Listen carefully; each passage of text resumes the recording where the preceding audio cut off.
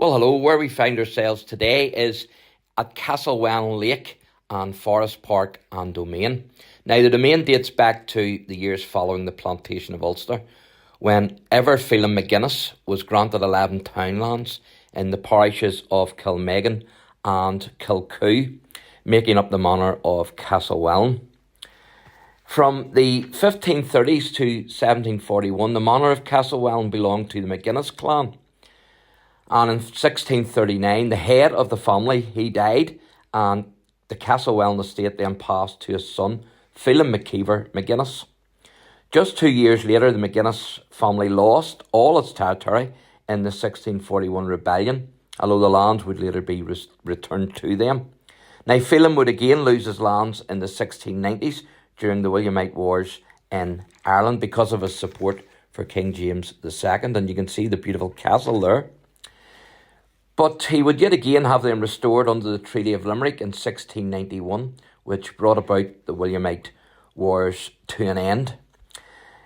Now, with his only son, Evan McGuinness, dying in the Battle of Aughrim in 1691, this meant that the family line was brought to an end, and his estate then passed to a cousin, Daniel of Gorgari, whenever Phelim himself died. So this family later got into financial difficulty, and they actually had to sell the land at auction. And so CASTLEWELLAN estate, of course, was beautiful, it still is, with its rolling hills, the lake, and the backdrop of the Mourne Mountains. And so it was auctioned in 1741 and purchased by William ANNESLEY, who was born 1710, died 1770, from nearby Clock.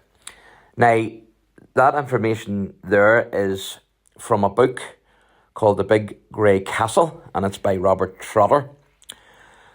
But the board in the domain itself actually differs somewhat from that, because it says in the late 17th century it was Francis ANNESLEY who leased the manor, and in 1741 it was his son Francis ANNESLEY, born 1663, died 1750, who was MP for Middleton in Yorkshire, who bought the domain and land.